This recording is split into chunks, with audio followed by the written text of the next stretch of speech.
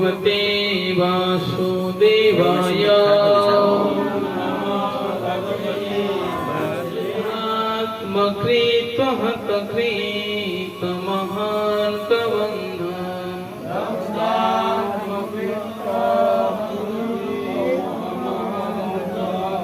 सख्यं विधाय कपिभिर्दयितां गतिं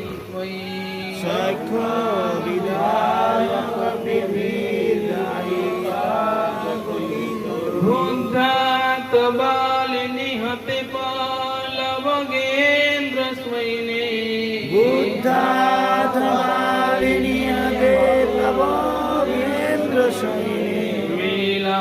मनुजो जभवार्चितांघ्रि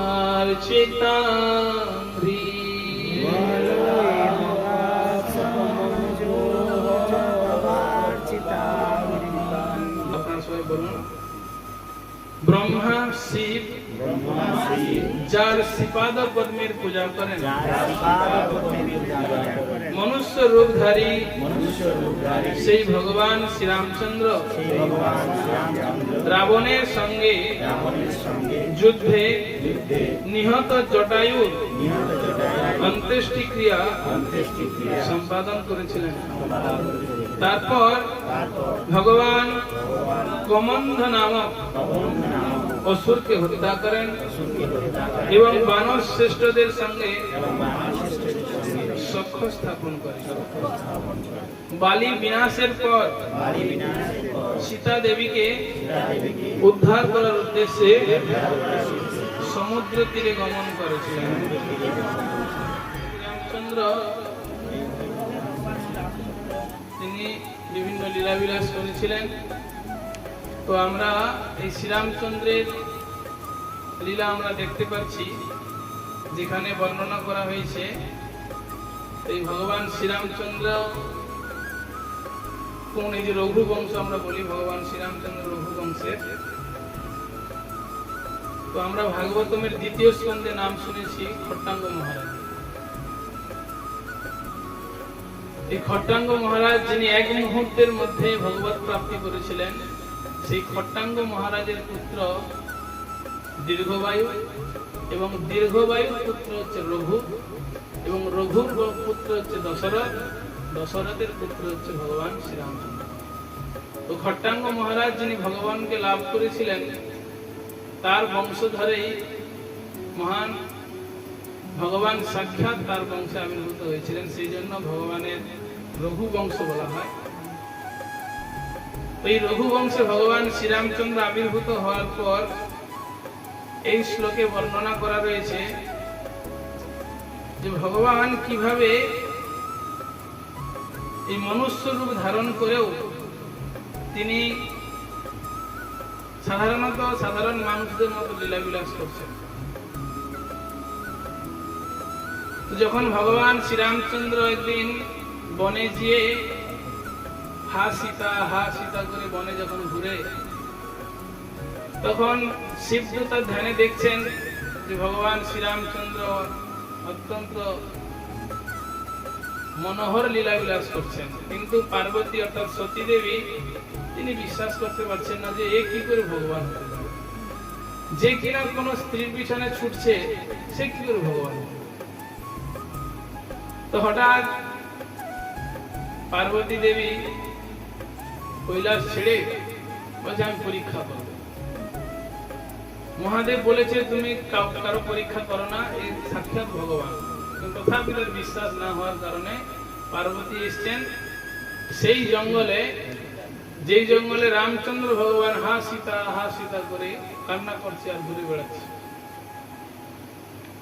তো পার্বতী সীতা মায়ের রূপ ধারণ করে রামচন্দ্রের সামনে আবির্ভূত হয়েছেন। ভগবান শ্রীরাম যেই দেখেছে, কারণ তিনি তো অন্তর্যামী, সবকিছু বুঝে সীতা মায়ের রূপ ধারণ করে এসছে পার্বতী সতী।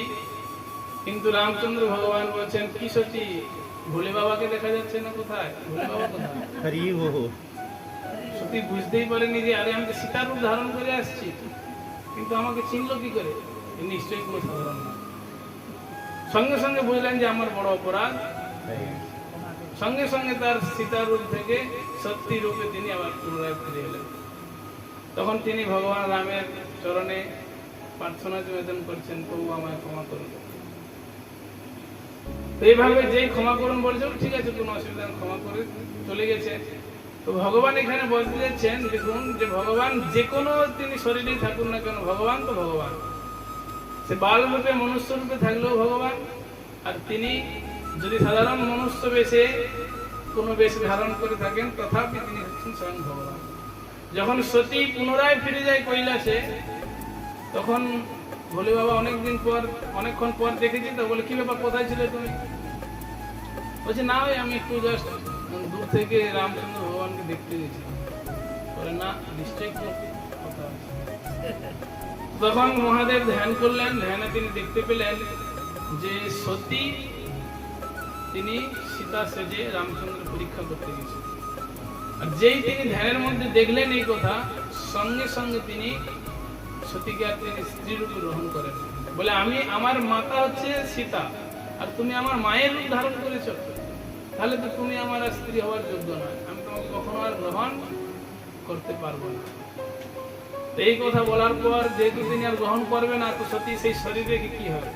আর ঠিক তারপরে পরেই দক্ষের যজ্ঞ অনুষ্ঠান হয়, আর সতী সেই যজ্ঞ অনুষ্ঠানে যাওয়ার জন্য খুব লালায়িত ছিলেন, কিন্তু যেতে না বলেছিল, তথাপি তিনি যাওয়ার কারণে দক্ষের সামনে তিনি দেহত্যাগ করেন। যেহেতু শিব সেই শরীর আর নেবে না, পরবর্তীতে তিনি পার্বতী রূপে আবার আবির্ভূত হন। তো এইখানে ভগবান শ্রীরামচন্দ্রের লীলাবিলাস দেখুন, তিনি পূর্ণরূপে পুরুষোত্তম ভগবান। সতীয় পরীক্ষা, যে কেউ পরীক্ষা ভগবানের করতে পারে, কিন্তু ভগবান তাকে ধরে ফেলে। এখানে সেটাই বলছে, ব্রহ্মা শিব পর্যন্ত যার ধ্যান করেন, সেই ভগবান শ্রীরামচন্দ্রের চরণ কমলে আমরা প্রণাম জানাই। আর বর্তমান পক্ষে শ্রীরামচন্দ্রের পিতার নাম কি আমরা জানি, দশরথ। কিন্তু বাস্তবিক পক্ষে দশরথ ছিলই জন্মদাতা পিতা, কিন্তু আসল পিতা কিন্তু তিনি জটায়ুকে করেছিলেন। যেমন উদাহরণস্বরূপ, যখন জটায়ু আর দশরথ দুই বন্ধু ছিল, এদিকে জটায়ুর তো কোনো সন্তান নেই, তো কিন্তু ওদের কথা চলে, ওদের মধ্যে একটা বেশ হয়। তখন ওরা, দশরথ বলেছিল যে আমার বড় পুত্র যদি হয় আমি তোমাকে দান করব। আর ভগবান শ্রীরামচন্দ্র রূপে যখন আবির্ভূত হয়, জটায়ু এসছে, জটায়ু তো একটা পাখি, এসে বলছে তাহলে তোমার বড় পুত্রকে দান করো। কিন্তু নারদ মুনি সেখানে আবির্ভূত হয়ে বলছেন, আরে জটায়ু, এই ছোট্ট বালককে তুমি নিয়ে যে কোথায় পালন করবে, কোথায় লালন পালন করাবে, তাই কি খাওয়াবে? বলছে এতক্ষণ এই রামচন্দ্র দশরথের কাছে থাকুক, যখন রামচন্দ্র বড় হবে তখন তুমি নিয়ে যাবে। তো ভগবান ধীরে ধীরে বড় হলেন।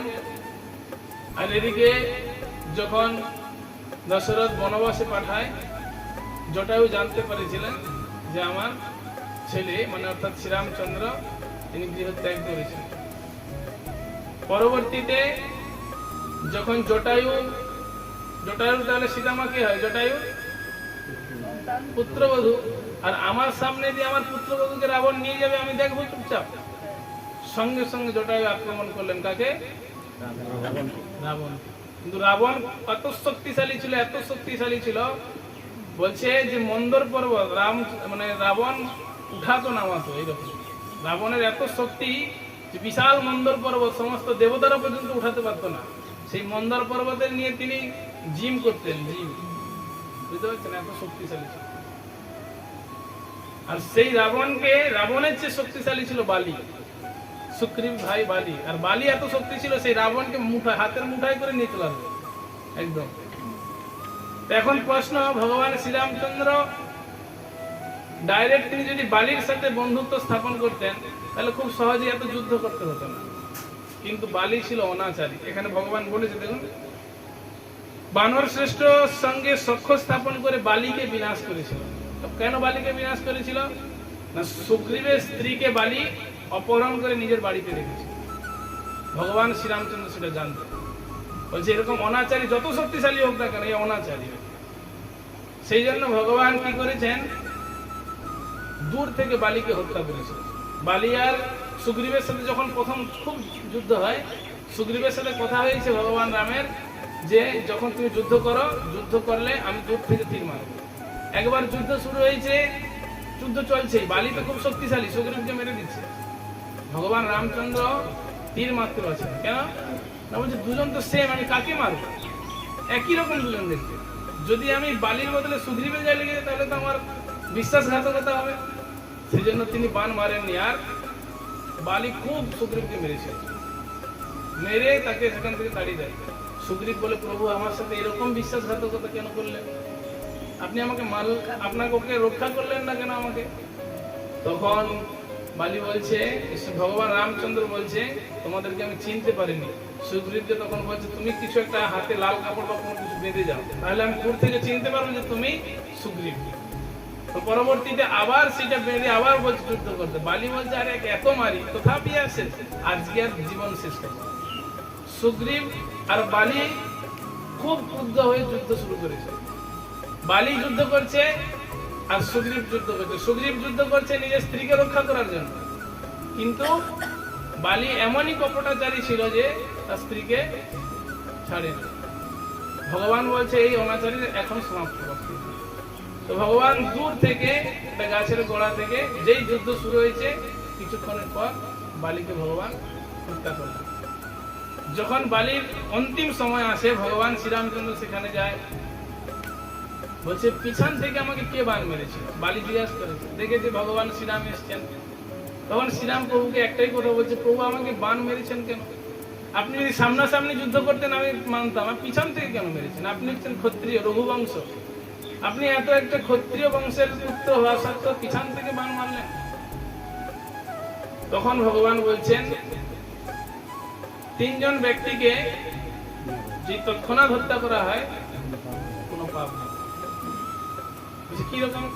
সেটা রামচন্দ্র শিক্ষায় আমরা পাই, যেখানে বলছে কোন অপর স্ত্রীকে যদি অপহরণ করে আনে তৎক্ষণাৎ বধ করে দাও, পাপ নয়। ভগবান বলছে তুমি এই তিনটা পাপের মধ্যে একটা পাপ করেছো, যার কারণে তোমাকে আমি মেরেছি, আমার কোনো পাপ হবে না। কারণ তুমি যোদ্ধা নয়। যে ব্যক্তি স্ত্রীর মর্যাদা রাখে না সে কি করে যোদ্ধা হবে? ভগবান সেখানে তাকে বধ করেছিলেন। কিন্তু তখন বালি বলছিল যে প্রভু আমার এতটাই শক্তি ছিল, রাবণকে আমি হাতের মুঠায় করে নিয়ে আসতে পারতাম। বলছে তুমি কপটাচারী বলে তোমার সাথে আমি হস্ত মিলাই, কারণ তুমি পাপ করেছো। সেই জন্য ভগবান এখানে শিখাচ্ছেন যে ভগবান একাই সমর্থ সীতামাকে নিয়ে আসার জন্য, রাবণকে বধ করার জন্য, কিন্তু তথাপি তিনি বানর সেনার কে সেবা দেওয়ার জন্য, তারা যাতে তাদের এই শরীরটা নিয়ে ভগবানের সেবা করে, তার জন্য ভগবান তাদেরকে এই সুযোগটা দান করেছিল। আর পরবর্তীতে যখন জটায়ু হত্যা হয়, জটায়ু হত্যার পর ভগবান শ্রীরামচন্দ্র এই জটায়ুর অন্ত্যেষ্টি ক্রিয়া করেছিল। এদিকে দশরথ যখন দেহত্যাগ করেন, দশরথ যেখানে দেহত্যাগ করার পর যেখানে ছিলেন, সেখান থেকে খুব বেশি হলে রামচন্দ্র 5 কিলোমিটার দূরে ছিল। চাইলে তিনি যেতে পারতেন তার পিতার অন্ত্যেষ্টি ক্রিয়ার জন্য, যেহেতু তিনি বড় পুত্র, তার আগে অধিকার, কিন্তু তিনি জাননি। কারণ রামচন্দ্র জানতেন যে আমার প্রকৃত পিতা হচ্ছে জটায়ু। সেই জন্য তিনি জটায়ুর অন্ত্যেষ্টি ক্রিয়ায় গিয়েছিল, কিন্তু দশরথের অন্ত্যেষ্টি ক্রিয়ায় যায়নি। তো এখানে এই কথাটাই খুব গুরুত্বপূর্ণ ভাবে বলেছেন, এবং তাৎপর্য প্রভুপাদ বলেছেন যে রাবণ যখন সীতা দেবীকে অপহরণ করে, তখন পক্ষীরাজ জটায়ু তাকে বাধা দেন, কিন্তু শক্তিশালী রাবণ যুদ্ধে জটায়ুকে পরাজিত করে, তার পক্ষ ছেদন করে। শ্রীরামচন্দ্র যখন সীতার অন্বেষণ করছিলেন, তখন মৃতপ্রায় জটায়ুর সঙ্গে তার সাক্ষাৎ হয়, এবং জটায়ু তাকে জানান যে রাবণ কর্তৃক সীতা অপহৃত হয়েছেন, এবং জটায়ুর মৃত্যুর পর শ্রীরামচন্দ্র জটায়ুর অন্ত্যেষ্টি ক্রিয়া সম্পাদন করে পুত্রের কর্তব্য সম্পন্ন করেছিলেন। প্রভুপাদ এখানে লিখেছেন যে রামচন্দ্র হচ্ছেন জটায়ুর পুত্র, যার কারণে এখানে লিখেছেন যে জটায়ুর অন্ত্যেষ্টি সম্পাদন করে পুত্রের কর্তব্য তিনি সম্পন্ন করেছিলেন, এবং তারপর সীতা দেবীকে উদ্ধার করার উদ্দেশ্যে তিনি বানরদের সাথে সখ্য স্থাপন করে তাদের সেবা দিয়ে তিনি তাদেরও উদ্ধার করেছিলেন। তো এমনই সেই শ্রীরামচন্দ্র প্রভু, যিনি অবাল বাল বনিতা চন্ডাল সবার উদ্ধার করার জন্য তিনি বসে আছেন। তার যদি কেউ অল্প পরিমাণও সেবা করে তাহলে ভগবান শ্রীরামচন্দ্র অবশ্যই তাকে কৃপা করবেন। জয় শ্রীরামচন্দ্র ভগবান কি। সেই জন্য ভগবান এই রামনবমীর দিন বা রামচন্দ্রের জন্য আমাদের স্পেশাল কিছু মালা গাঁথা, ভগবানের জন্য ফুল তোলা, তুলসী চয়ন করা, রান্না করে ভোগ নিবেদন, ভগবানের জন্য যা কিছু সেবা করবেন। এই রামনবমীর দিন ভগবান যেহেতু আবির্ভাব হয়েছেন, সেই জন্য ভগবান আজকে খুশি আছে। আপনারা একটু সেবা করলে অনেক আপনাদেরকে কৃপা করবেন। জয় শ্রীরামচন্দ্র ভগবান কি, জগৎগুরু শ্রী প্রভুপাদ কি।